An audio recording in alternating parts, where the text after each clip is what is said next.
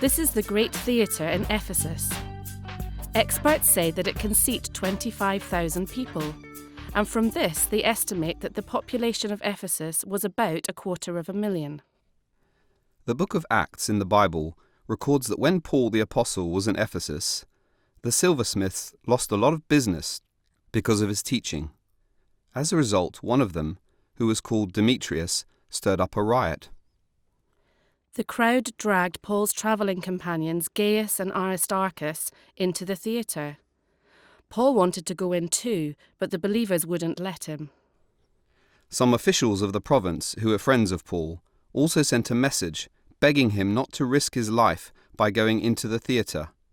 Luke calls these officials Asiarchs, and it's the right title.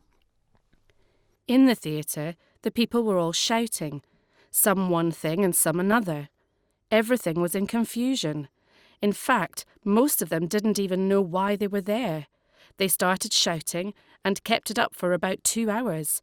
"Great is Artemis of the Ephesians! Great is Artemis of the Ephesians!" At last the mayor quietened them down enough to speak. Luke calls the mayor a grammateus, and once again, this is the right title for this official.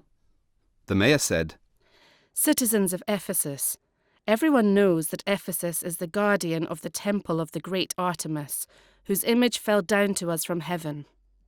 Since this is an undeniable fact, you should stay calm and not do anything rash. You've brought these men here, but they haven't stolen anything from the temple, and they haven't spoken against our goddess. I'm afraid we're in danger of being charged with rioting by the Roman government, since there isn't any cause for all this commotion. And if Rome demands an explanation, we won't know what to say."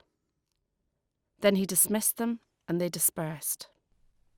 In Luke's account of Paul's time in Ephesus, he gets the theatre right, and he gets the titles of local officials right, the Asiarchs and the grammateus.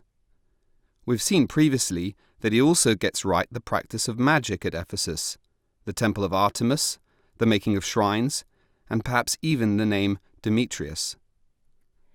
We've seen that Luke got the local details right in Athens and Corinth and here in Ephesus.